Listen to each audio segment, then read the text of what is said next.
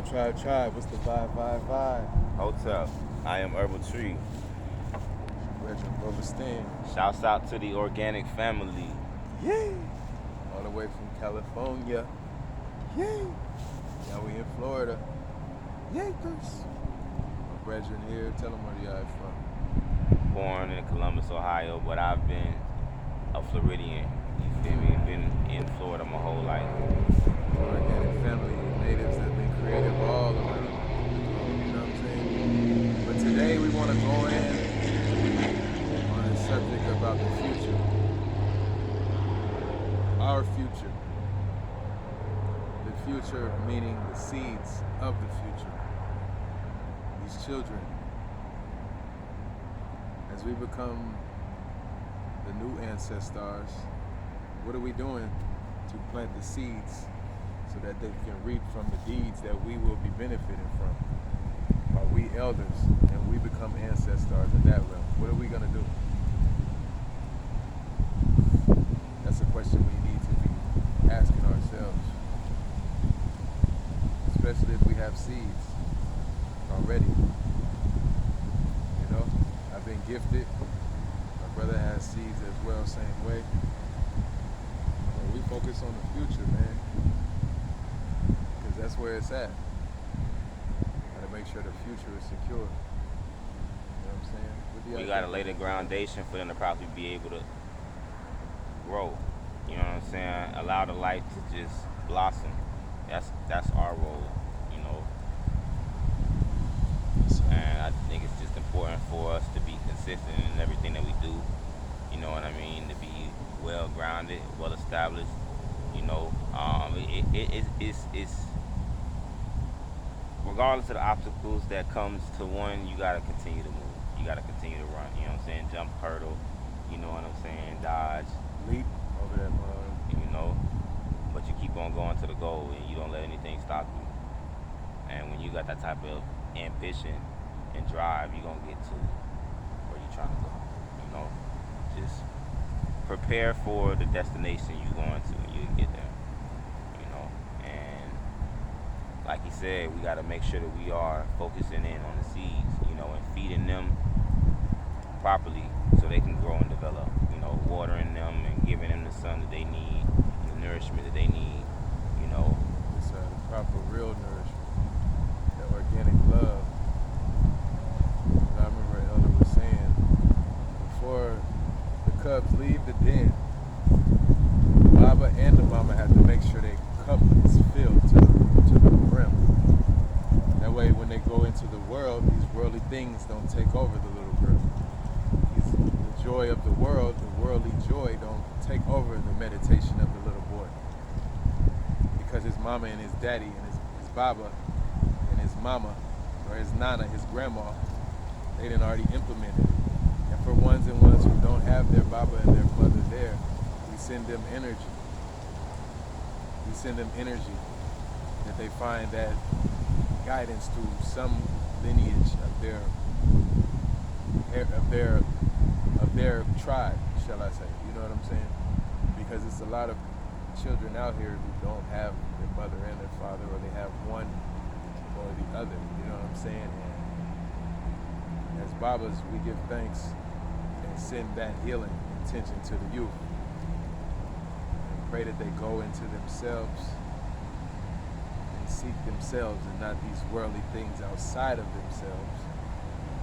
And they learn to Groverstand themselves and they Groverstand their wealth along the journey. Because we all in it to win it. We all in it to win it. and the biggest thing is us being present and being in it. You know, for real, staying consistent. Like I stress that so much because it's important to be consistent in one's motion and grind and put one foot before the other. You know, gotta keep on with the mission always. Never forgetting why we doing this. For real. Follow the vision, because everybody ain't gonna have your prescription. The Creator gave us a vision that's a different type of prescription.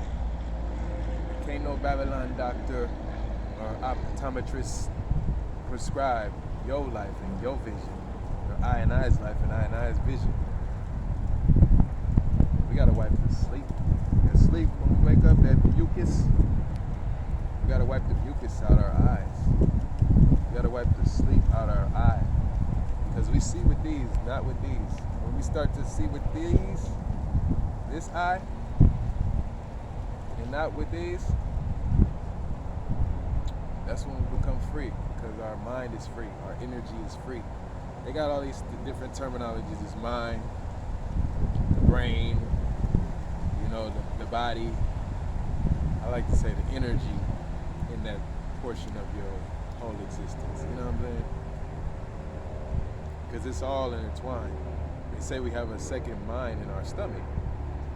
So that's why we got to nourish them seeds. First and foremost, what we giving them for breakfast and what they having for snack throughout the day. Because we've been taught to eat 3 meals a day, and if you're not eating so much, then you're not getting a sufficient level of substance. But we from the ancient bush, and as long as the body consists of a high mineral content and a consistent eating pattern, I don't like to say diet because that's a crazy word sound, you know what I mean, Baba? Right. As long as the body is under a consistent mineral balance, consistent electrical substance intake is being given, the body will flourish. Exactly. Any environment. You know what I'm saying? Baba, give them something. And a big part of that is sunlight. Making sure that you get your sunlight, making sure you get out, you get that air. You get 2/3 of your energy from sunlight, from just natural solar power. So we gotta always be aware of that and understand that food is almost secondary.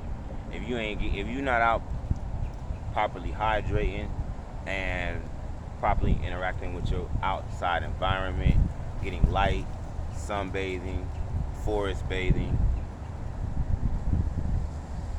you're not really involved in the environment that you live in. You're canceling yourself out of the environment. You're not bringing that cycle together, basically. You're not keeping that cycle as you're supposed to. You know what I mean? And when that happens, now you broke it. You make way for potential. Break straight through the sound barrier, for potential disease to come right through.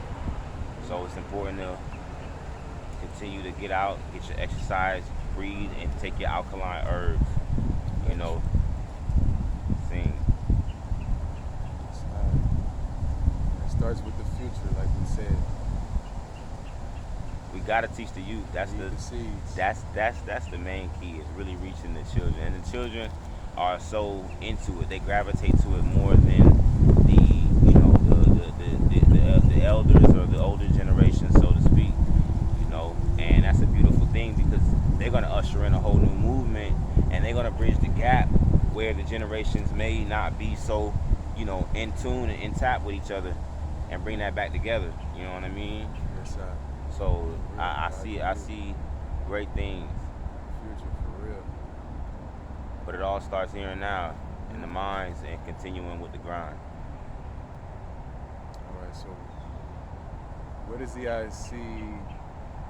That's a good question. 20 years from now. It's 2022 right now. 20 years from now, it'll be 2042. Hit that mystic. Oh yeah. You know what I'm saying? So that's what I think about. What are we doing now to help those seeds be cultivated and not manipulated 20 years from now? And one thing people have to realize, it's a lot that must be done. It's a lot of things that we must do. You feel me? As far as education, properly training them, knowing how to, first what to eat. I think that's most important. Knowing what to properly eat, knowing how to hydrate, you know what I'm saying? Knowing proper circadian rhythm, sleep cycle, knowing how to count, you know what I'm saying? Knowing just basic things, how to cook, how to wash your clothes, how to, clean up after yourself, use the bathroom. These are all things that we have to know how to do, and then it takes it on to a further step. Once you can do these things for yourself, now you need to know how to go out and, acquire some form of income for yourself. Financial literacy is key. We must establish business and know how to be literate, barter and trade, you know, um, the ancient way, really, Ubuntu, so to speak. We have to get back to these ancient paradigms and bring them into the new paradigm so we shift the energy. See? 20 years from now, it's going to be a completely different realm, different world. So we have to focus. Don't get caught in the Babylon's hocus pocus. Stay in alliance focus. And don't get caught in the Babylon's hocus pocus. Plan, plot, focus strategize. on that meal. And I'm not saying just focus on the currency, the money. Because a lot of people get lost in telling their kids, go to school, get a job. That's it, have a family. If you were already rich, what would you do? It's deeper than that. It's deeper than that. What's your passion? What's your calling? What are you called here to do?